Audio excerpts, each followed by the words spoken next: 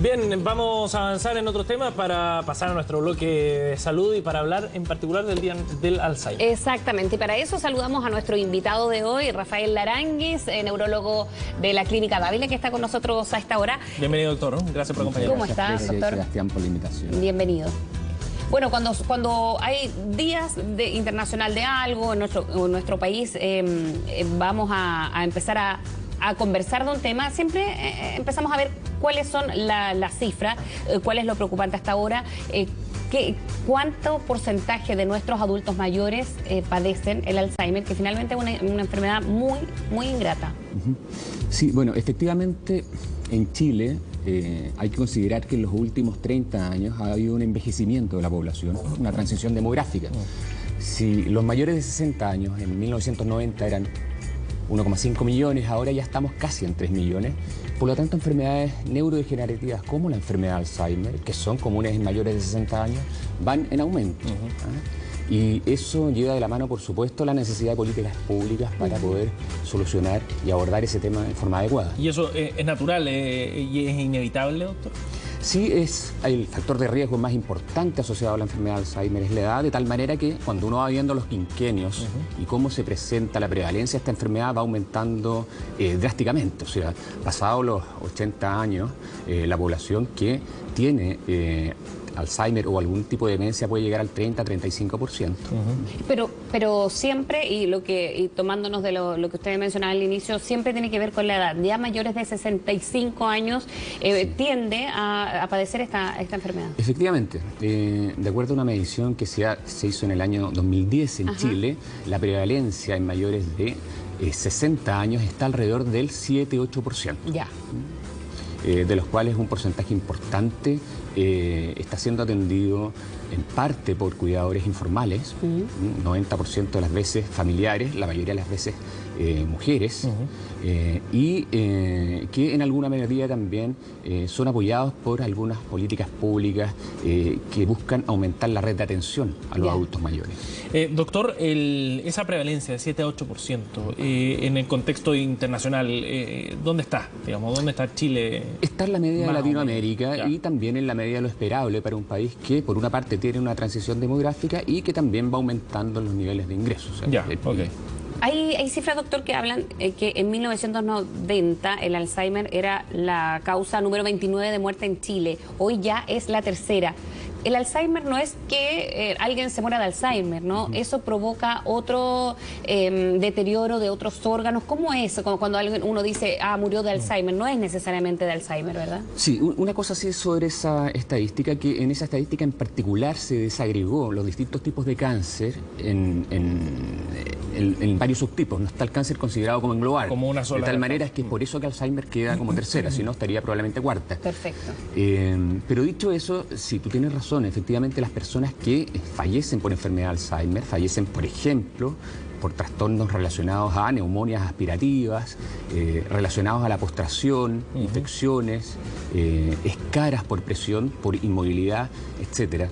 De tal manera que los cuidados en las etapas más avanzadas de la enfermedad de Alzheimer requieren el abordaje de un equipo multidisciplinario que no solamente incluya un neurólogo o un geriatra, sino además enfermeras, terapeutas ocupacionales, asistentes sociales, neuropsicólogos que sean capaces también no solamente de medir los problemas de memoria, sino que además abordar la patología asociada del cuidador.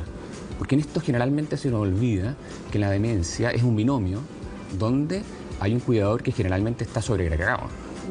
Por ejemplo, los cuidadores de pacientes con enfermedad de Alzheimer en general se deprimen más, se divorcian más. ¿Sí?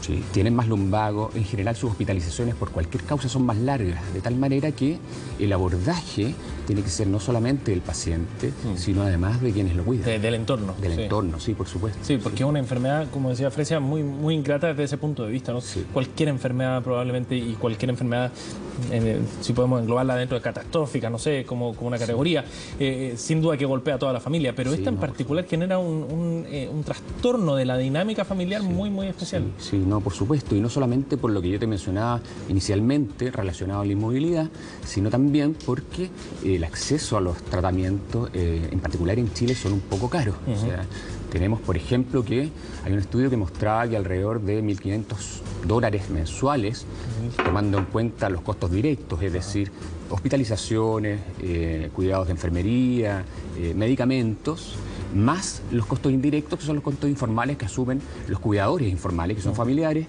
que tiene que ver con todo aquello a lo que el cuidador tiene que renunciar, entre ellos horas de trabajo perdidas, sí, para estar a cargo de su paciente. Sí. Y muchas veces, como te decía, 80-90% de esos cuidadores son cónyuges o hijas, y en general mujeres. Ah, claro, eso también no es un misterio, que muchas hijas se hacen cargo, sí, claro, de los padres. Sí. ¿Es hereditario? Mira, hereditario, enfermedad de Alzheimer hereditario, el porcentaje es muy pequeño, está alrededor del 3%. Hereditario en cuanto a lo que nosotros entendemos como autosómico dominante, o sea, si tú heredas uno de los genes de tus padres, tienes casi el 100% de posibilidades de en algún momento de tu vida hacer la enfermedad. El resto nosotros le llamamos esporádico, que es alrededor del 95%. Es decir, que no es hereditario, pero sí existen algunos factores de riesgo genético. Claro, porque por eso le pregunto, porque hay enfermedades que, no sé, hijo de diabético, tienes que controlarte, o de la tiroide, por ejemplo, si eres segunda generación, en fin. Acá no hay que tener cuidados especiales, por ejemplo, si mis padres o mis abuelos padecieron Alzheimer. Mira, ahí es un poco diferente, porque no siendo hereditario, sí el tener un familiar de primer grado aumenta la posibilidad de que en algún momento tú desarrolles la enfermedad, en general por factores genéticos de riesgo. No son hereditarios, pero sí son de riesgo, como por ejemplo el más conocido, el APOE4.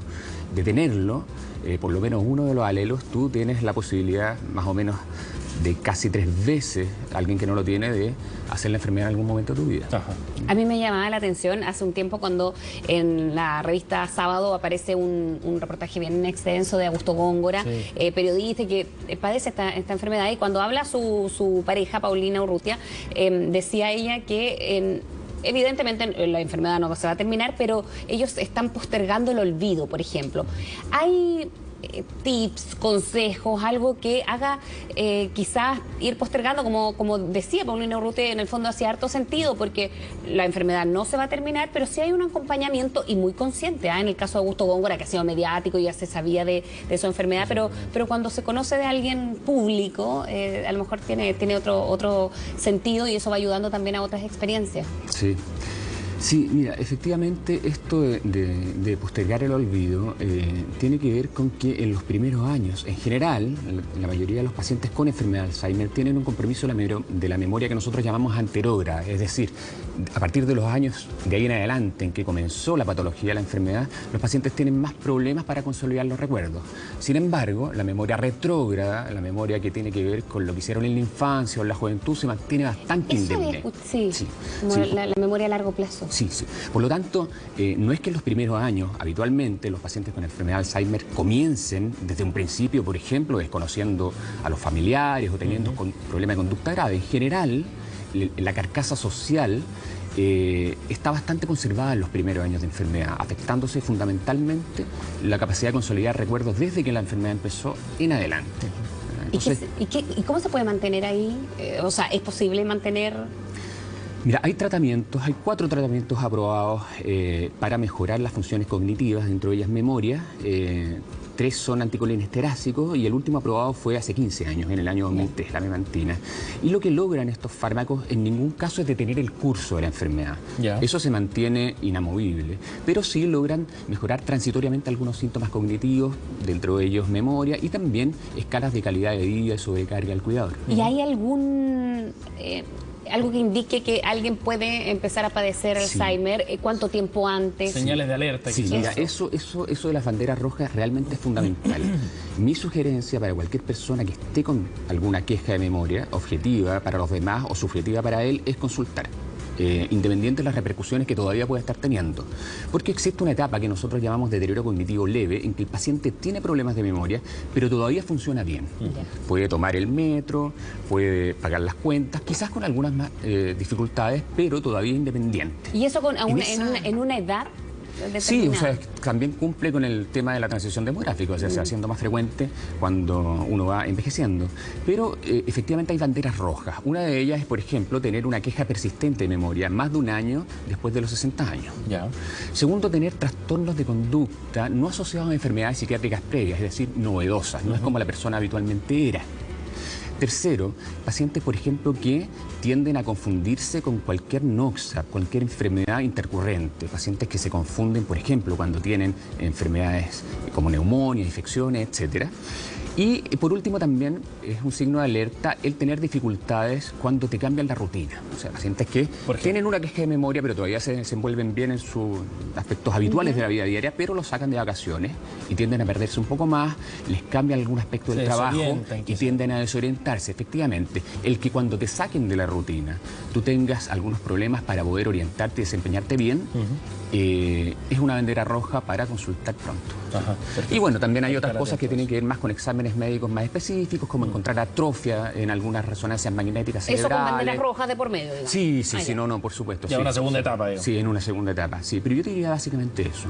Esas son las 4 o 5 cosas a las que uno tiene que prestar atención. Es importante estar atento entonces a esas señales, considerando sobre todo el envejecimiento de la población, ¿no? Que absolutamente. Es un tema, y que plantea desafíos también desde el punto de la política pública, de cómo abordar esta enfermedad.